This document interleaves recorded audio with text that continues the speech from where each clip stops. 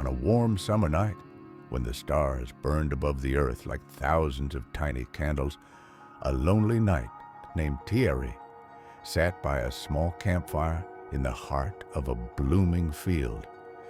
He had been on the road for many days, but today he decided to stop, not because of fatigue, but because the place was special. The castle that towered nearby seemed ancient and forgotten. Its gray towers were lost in the night, wrapped in ivy and shrouded in silence. Once there was a lot of life here. Songs and the clang of swords sounded, but now there were only the whispers of the wind and the rare cry of a night bird. The field around the castle was covered with an endless carpet of cornflowers, daisies, and poppies, flowers that knew neither wars nor worries. Thierry took off his helmet and laid it on the soft grass next to it. His hair was dark and his eyes were tired, but there was kindness in them. He looked at the flame as if it were an old friend who was always there for him on long journeys. The firewood crackled and golden sparks soared up, dissolving into the night.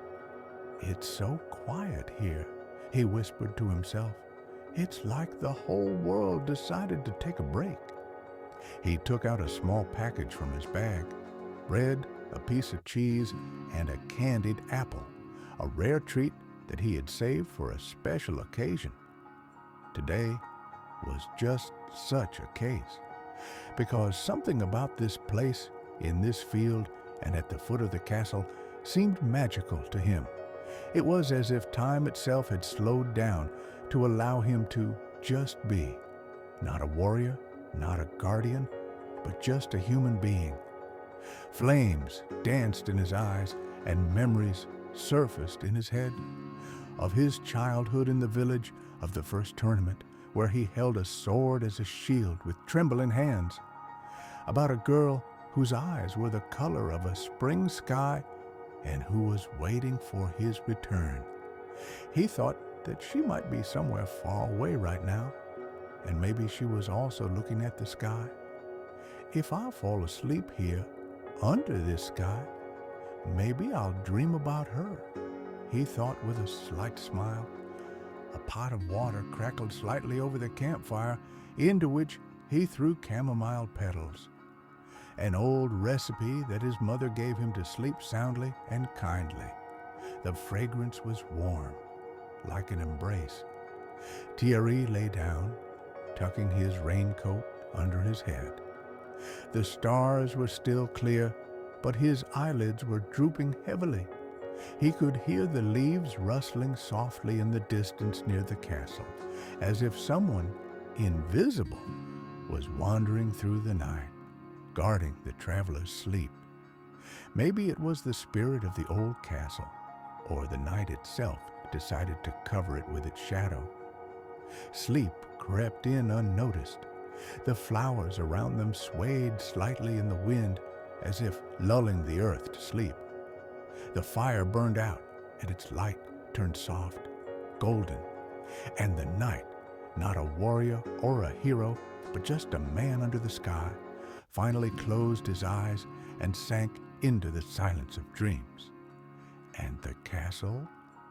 He remained on guard, tall and motionless, like an eternal tower between worlds, where night embraces the earth and everyone can find their peace.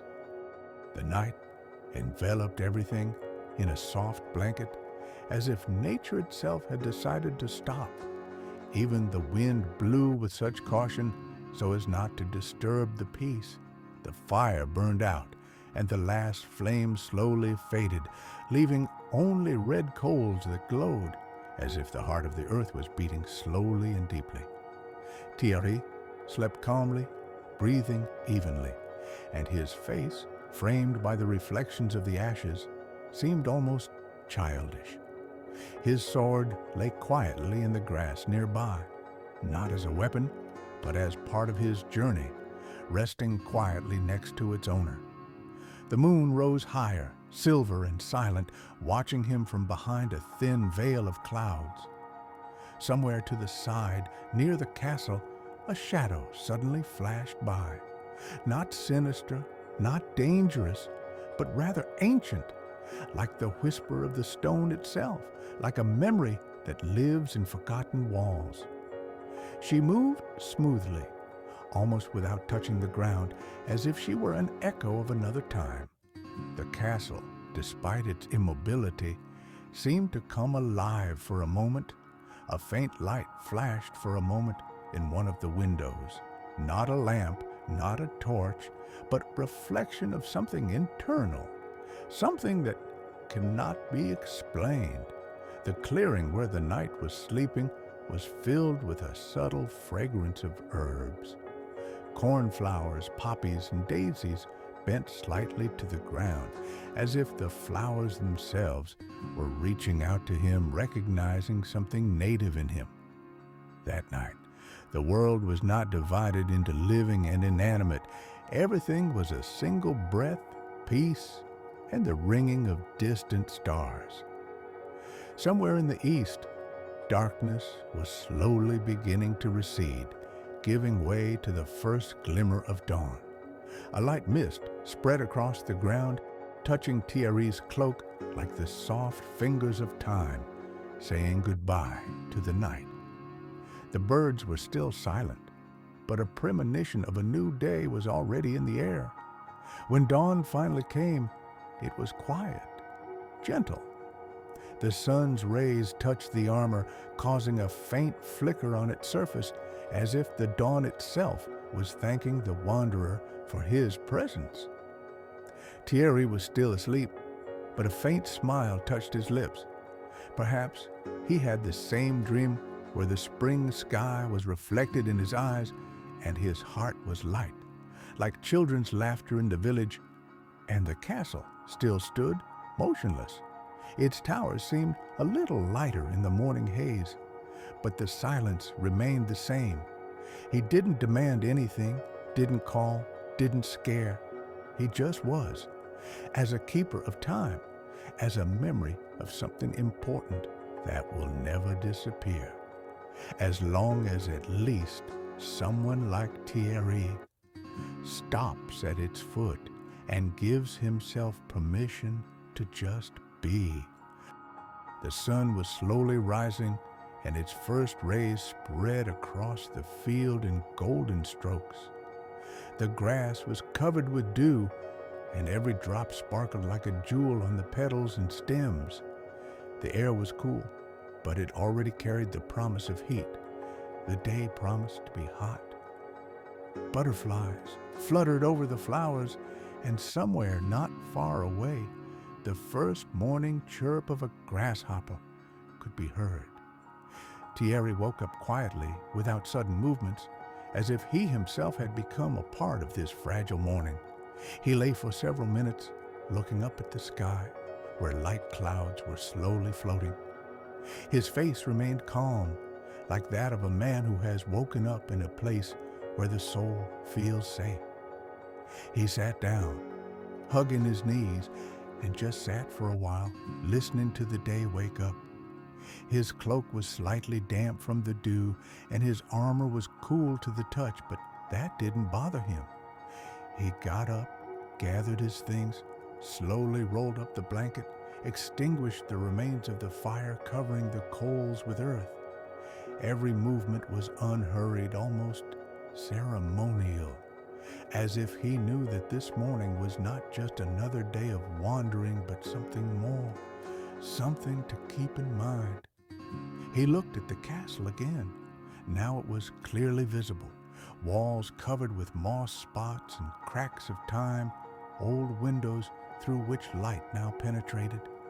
He seemed to have changed slightly overnight, not physically, but in feeling. There was no more feeling of abandonment. On the contrary, the fortress seemed alive, as if what had been sleeping in it for centuries had just opened its eyes. Thierry came closer. His footsteps were quiet, respectful. He had no intention of going inside. He only touched the stone wall, which was cold and rough.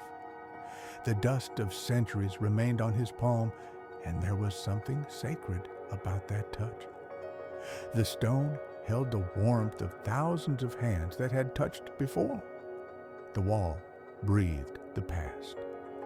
He picked up one of the fallen poppies from the grass and carefully placed it on the stone at the foot, not as an offering, not as a farewell, but rather as a sign of recognition. The flower lay like a scarlet spot on a gray background, like a heart left in silence. Turning to the sun, Thierry put his helmet back on. His shadow stretched across the field, light and mobile, like a memory trace. He took the first step away from the castle, but did not hurry. The path continued, but now there was something new in it. Not just a road, but an awareness. Even the most forgotten places keep the light. Even the most tired hearts can find peace. The castle remained behind, still motionless and eternal, but now with a scarlet flower at the foot. In front of him stretched a field full of light and life, and above him was the sky, in which birds soared up, escorting the wanderer, who for a moment became part of a great, silent harmony. The path Thierry was following wound through tall grasses and flowers, disappearing at times under a green veil.